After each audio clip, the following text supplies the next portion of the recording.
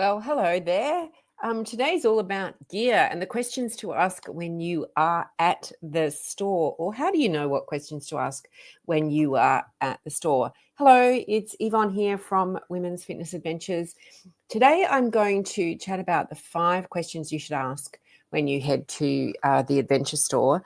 Now, there's like so many things when you walk into the adventure store. So let me share with you a little story that happened not this time, but one of the other times I was in the adventure store. So on the weekend, I went into the store. I have a couple of hikes, multi-day hikes with Women's Fitness Adventures coming up.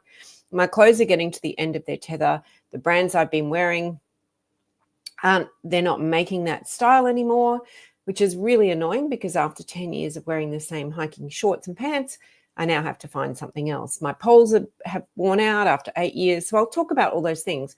But maybe a year ago, I was in the adventure store and I was kind of doing my own thing in the back of the store. And this lady walked into the store and she's looking around, and she would have been roughly, in the vicinity of my age. And the staff member came up to her and said, "Can I help you?" And she said, "I'm going on this hike." My ears pricked up. And I have been given this vague list. I don't know why I need half the things on my list, but I need some stuff. And she said, I've never been into one of these stores. There is so much that is in here. I don't even know where to start. So the salesperson was helping her with some pants that pulled off into shorts, so some zip-offs. And then she started saying, "Well, why are they so expensive?" And the salesperson didn't do a particularly good job of explaining it either. And in the end, the woman left with nothing on her list. So when I was in the store on the weekend, and I went to 2 different stores because one didn't have the clothing that I needed. So I bought some poles and I bought some socks, had a bit of a spending spree, and I bought some new shorts, a couple of pairs of new shorts. But as I went from one store to the other, I found the variation in the salespeople was quite diverse as well. So that got me thinking, as I looked around and I saw the volumes of people spending enormous amounts of money, is how do you really know what to buy when you go to a store? And how do you know that what you're buying is the right thing for you? And the person giving you the advice is even the right person to give you the advice. So that's what we're going to chat about. And if you have a story, and I see Margaret's hot off the press already, if you have a story or a question that you would like to ask about gear, or when I go into a store, what about this? And I know on our Facebook page today, there's even been some questions come up about, I need some hiking pants. I'm quite short. What's a good brand of hiking pants? Or, I have a thin waist and heavier set legs. What's a good set of bottoms that I should have? So if you've got any questions like that, please go ahead and just put them in here and we'll try and cover those as well. So Margaret from Cairns. Hi, Margaret, and hi, Chris. Hi, Chris is at Brisbane Airport. Looks like we've got our North Queenslanders online tonight. Margaret from Cairns says, finding someone to ask or help is a challenge. And I'm going to cover that as well. So there's 5 questions that you really want to ask yourself when you go into an adventure store. And it's okay if you're going in there and you know what you're looking for, and the hike or the people that you're going with have given you quite an extensive list of what to bring and what to take, and you understand why you need to bring or take all of those things. But there's one store when I go into, I really struggle to hold myself back. And I go into Anaconda. And if you know what you're looking for, Anaconda is a fabulous store because they have some amazing brands. But their service is very, very scant, would be the right word. And I see people, again, in that store spending large amounts of money, but they're buying the wrong things. And I look at them and I want to help. And I quickly go, no, this is not my responsibility. It's not my place. And I get myself organized and check myself out of the store. But why do we want to make sure that when we go into a store and we have money to spend and we should stay and remain excited for our hike, why do we want to make sure that we have the right experience and get the right gear the first time? It's because if you have a bad experience and you end up with the wrong things, firstly, it costs you money, but also it affects the immediate hike that you've got coming up. And it might affect your love of hiking going forward as well. So there's so many reasons to ask these 5 questions when you go into an adventure store. So hello, Patricia from Bribie Island. Kerry says, hello from Northeast Victoria. Sometimes I feel I know more. I'm going to pop this one up here. Sometimes I feel I know more than the person supposedly helping me. And occasionally I've ended up helping others in the store. Yeah, absolutely. It is, it's a nice feeling to be able to help others, but it's also, I guess our responsibility to look after ourselves, because we could end up working in the store if we're not careful. And I'm with you there, Kerry. And Margaret agrees with me about the Anaconda store. Great range, but service is quite scant. So these are the 5 questions. So the first one is, and for our members, you should know the answer to this, is how do you know what to buy? And as I've said many, many times here, is I often get stopped on the trail, not just by random people who start talking to me about where they're going and asking about gear and equipment and have I tried this and have I tried that, and they're doing this trail and do they need this and do they need that. So, the most important thing before you go into a store is knowing what to buy and knowing that packing list, knowing what's on that packing list. We've spoken about this before, what's essential and what's not essential. And so if you are going on day hikes on your own, you will have either curated yourself a list, or if you're going with an organized group, have a list of what to bring on the day. And if you're going on a multi-day hike, certainly with us, you get a very detailed list of what to bring. You get all those sessions as well about what to bring and what's essential and what's not essential. I'm going to talk about those 3 things, a couple of things in a moment as well. Hello, Sandra from a very warm Sydney. Chris had an amazing person in Anaconda when she was shopping for her boots. And I'm not bagging out Anaconda here at all, but it is hard to find the right person to help you out. So if you did, that is fantastic. It is a treasure trove of a store, let me tell you, but it is one that, unless you really know what you're looking for or do get that support, it is a challenge to make sure that you do buy the right thing. And Sharon goes to Wild Earth at Burleigh Heads on the Gold Coast, and always really helpful stuff available. Yeah, there are. And I don't really want to name brands. And I just said about Anaconda only because they have great stuff, but it is hard to get the right service. So if you don't know what you're looking for, it does make that a little bit of potluck. So how do you know what to buy? The other thing is, when we pick up our phones and we pick up Instagram, there are so many, I don't know about you, but my feed is just filled with hiking stuff, probably more so than anybody else's, and buy this and buy that, and this is the only thing, and blah, blah, blah, blah. And, you could spend enormous amounts of money. So when you go into a store, they might say this or that, and, what does something that's $50 more than something else mean? And not everything with the fancy logo or with the higher price is built for adventure. And I know that as I prepare for some of my hikes and experiences I'm having this year, I keep stressing that it is functionality over fashion. It's just like when we were all growing up as teenagers, and now, we might wear high heels back then, and now we're wearing the flat shoes because we want to make sure that we're comfortable and the stuff that we have is fit for purpose, because when it's fit for purpose, it also keeps us safe. So it's not about whether we look glamorous or not. That's a secondary matter. It's about whether what we're buying is fit for purpose. I would much rather look glamorous through mud and dirt all over my face and clothes than I would having the right colors or the right cut or the right style on me, which is very hard to find in the hiking world. So that's the first one. How do you know what to buy? So before you head into a store, have yourself a list, because it's very easy to get distracted as well with buying things that aren't on your list. There's lots of bright, shiny objects at those checkouts, or how about this goes with that, or 2 for 1. So making sure that you have a list so that you know what to buy. And if you have recommendations, not so much for brands as such, because they can vary, and they vary for all of us by our shape and our size and our height. But recommendations more so for style and comfort would be my recommendation there, especially when it comes to backpacks as well. And I want to talk about that.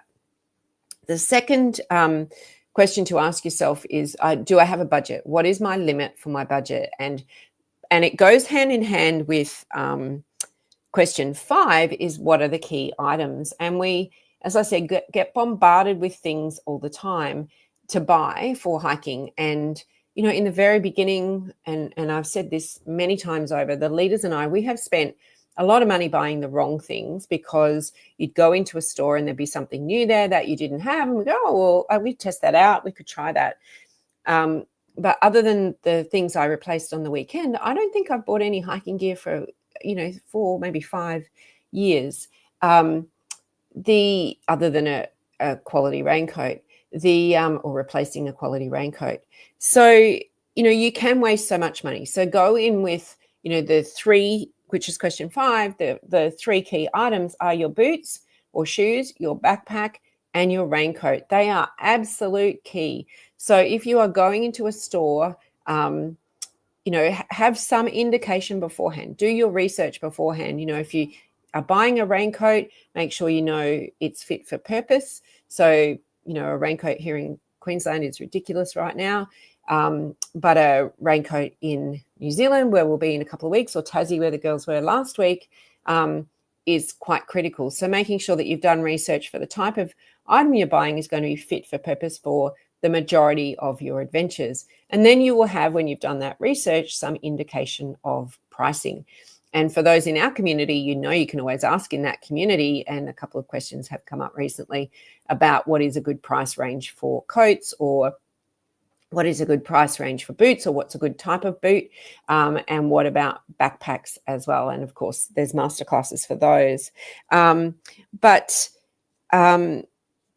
You don't need to buy the whole store when you go. You just need to buy those 3 items that will stand you in absolute good stead forever with your hiking. So if you buy those, the pack, the raincoat, and the boots or shoes, all the rest of the stuff, you can just add to it as you go. So you don't have to break the bank when you first get into hiking or start up leveling your hiking.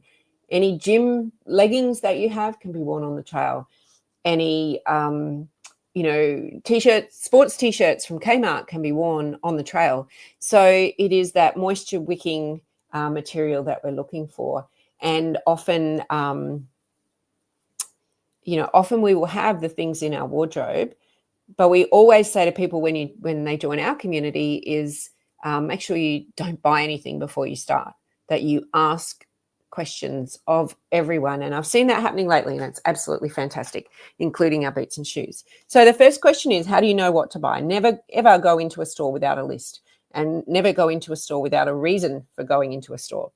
Secondly is how you can waste so much money buying things that you don't need, or buying the wrong things as well. So, as I said, an expensive raincoat, if you are, if it's a really heavy duty Gore-Tex raincoat and your hiking is generally in Queensland most of the year, then that's overkill. That's really not needed.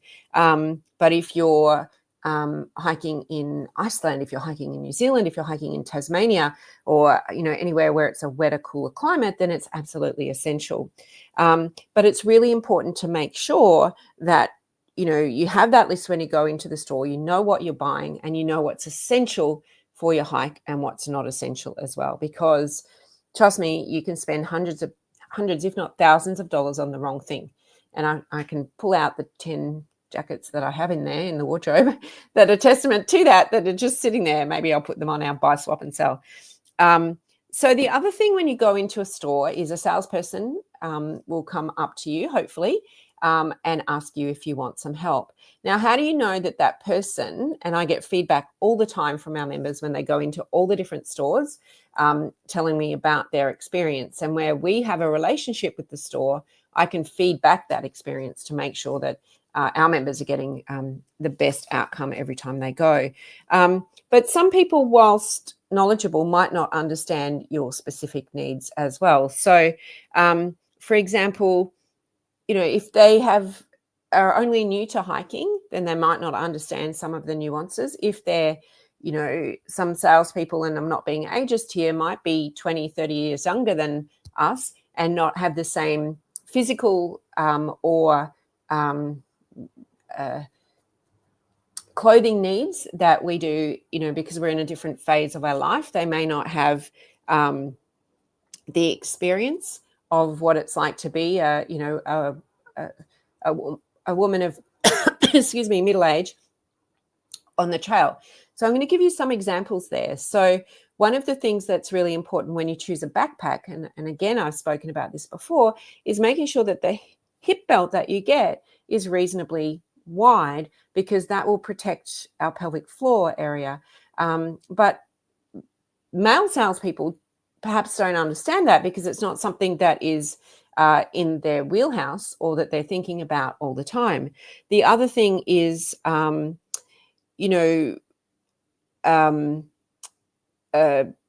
male personal trainer, and I know this because I am a personal trainer and a personal trainer of women over 40, is that swinging a kettlebell, which might give you the physical stamina through your legs and the strength in your arms and core, is also not particularly good for your pelvic floor. So it's making sure that you get, if you can, the salesperson that has the expertise or the experience that matches the locations or the regions or the skill set that you're looking to buy into or hike into when you go.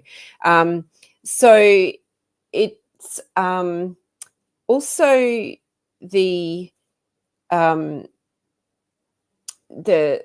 I struck a really good salesperson the other day who was just understood what it's like to be a female hiker, and perhaps a female hiker in our world who hasn't done a lot of hiking and getting into it, and asking those questions, feeling comfortable to ask the questions about, well, what about this, and why do I need that, and I'm not so sure, and this doesn't feel comfortable, or this is too tight, or I have a muffin top. So it's also not just the salesperson having the experience of hiking, but having the understanding and the empathy of where we're coming from with all of our questions and knowledge, and seeking and learning and seeking to understand as well. The other question number 4. So question number 1 is, how do you know what to buy? Never go into a store without a list, and never go into the store without knowing what's essential on your list. The second one is how do I not waste money when I go into a store, which relates to number 1, but it's also making sure that you know what items and you've done your research. The third one is, how do you know if the salesperson is the right salesperson? The fourth one is, how do you know what is value for money? So there's a difference between there's price and there's price. And just like water, you can pay, $1 for a plastic bottle of water, and you can pay $5 for a plastic bottle of water, and it's still water. It still does the same thing. It's like hiking poles. You can pay a little for hiking poles, or you can pay a lot for hiking poles. The more you pay, the less they weigh, and the functionality of them both is exactly the same. So how do you know what's value for money and what's not? So my tip for that is, what you buy, you technically want to buy only once or twice or 3 times in your hiking career. So you want to make sure that you are buying quality the first time that is functional and fit for purpose. So with a backpack, we always say, take your time choosing the backpack. Make sure you choose the right leaderage for your backpack. Make sure you get fitted for your backpack. Make sure you take your stuff in the bag into the store when you get fitted for a backpack, so that you're getting it fit for you for purpose. And that backpack will last you, provided you do all those things, 4 or 5 years. They're pretty hardy, they're pretty strong. So when you start to average the cost of that backpack out over the number of hikes that you do, it actually gets less and less and less and less.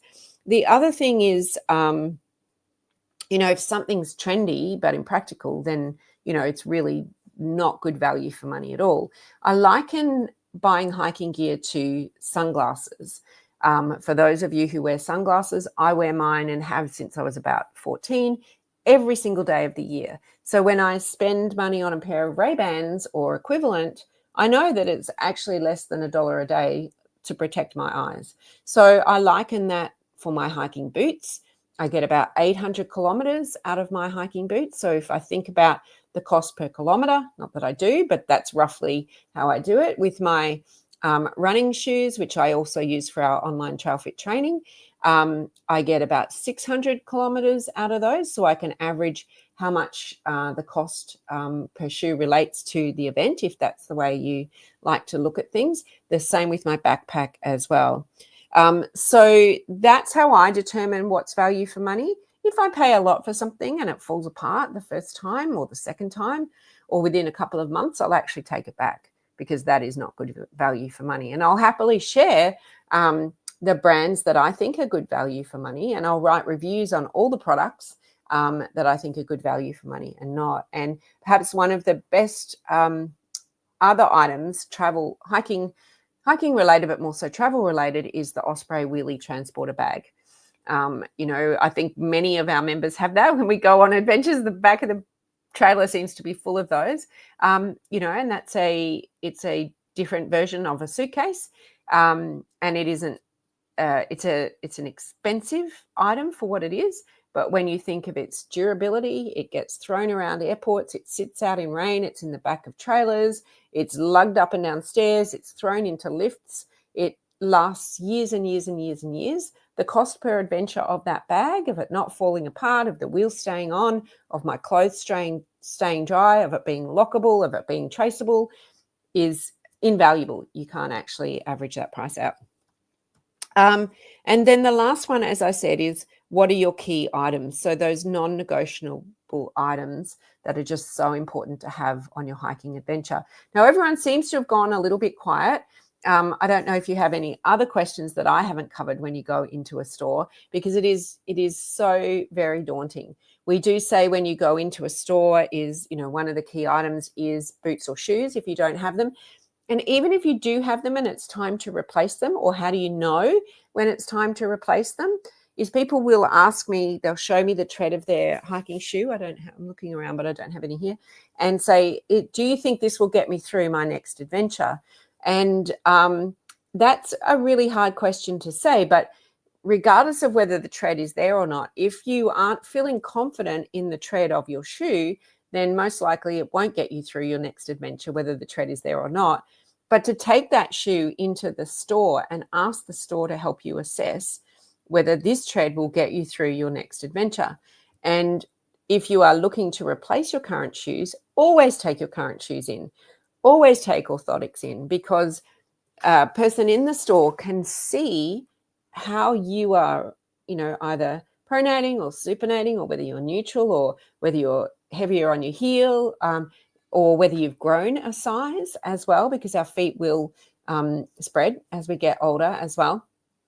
So, those essential items that we may have nailed the first time we went into the store, when it's time to replace them, it's really important to use exactly this same formula of not getting distracted by the bright, shiny things that can be in the store, but really making sure that this is my list, this is what I need to replace, this is my rough budget. So if I can only afford one of the three things on the list, which one is it going to be? And then I'll save up and buy the next thing. Now, here's another tip when you go into a store, is never, ever, ever buy something that's not on sale, because those adventure stores are always having sales on. They've taught us to buy on sale. So you can bet your dollar that, there's always a Boxing Day sale. There's always a Black Friday sale. There's always probably a back to school sale. There's an Easter sale. There's a stock take sale. There is always an opportunity for a sale somewhere in the cycle across all of the adventure stores. So never pay full price. If you're a member at the store, if you're a member of ours, there's also the discount at the adventure store, which is 15% off, which is quite a significant saving. And then some of the other stores, you can sign up to their loyalty programs, which is not quite 15% off, but gives you a saving as well. So don't just accept the retail price that is there. So think about that. And the items that you buy are the quality items, and the quality items that you buy will last. And if you don't have to keep replacing them, then it means you have more money and more time left over for going on adventures, but you also have more confidence, because you know that you've got the gear that's got your back. And there is nothing more distressing than being out on a trail somewhere or out on a multi-day and having a gear failure.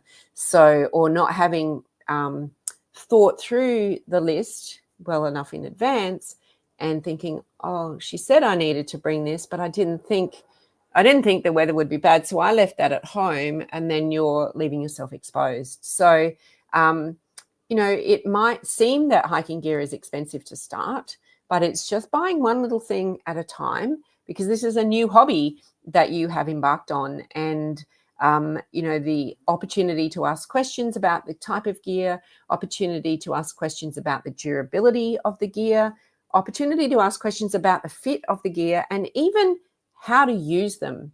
And the overpants or the rain pants are probably the biggest thing we get asked questions for, but that's for another day.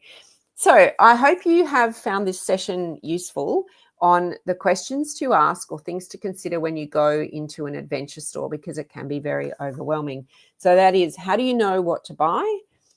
How can you minimize how much you spend or not waste money? How do you know if the salesperson is giving you the right advice, which is a big one? And if something doesn't feel right, it's probably not right. And if you feel pressured, then that's not right either. You need to take your time when it comes to choosing the gear. How do you know what's value for money and what's not? And what are your key items? Making sure that you know your key items. So for all of you who are watching who are our members, and I think there's a lot of you here, then you have access to all of this inside the community, and you have access to us as leaders and to each other, which is really, really amazing. And if you're watching here and you're not a member of our community, then I'll drop a link in here afterwards, and you can maybe consider becoming part of our community, where this is the stuff that we do all the time. So this caps off January. We are coming to the end of January already, quarter of a century in now. So, and peaking hopefully towards the end of our hot, or middle on the last slide to the end of our hot summer. So hopefully you've got your adventures planned for the year or thinking about it. There's some on our website. There's still a few places left, so head over there. And yeah, I look forward to hearing your hiking stories and sharing some of those hiking adventures with you. So that's it from me. I'll see you again next week. Thank you.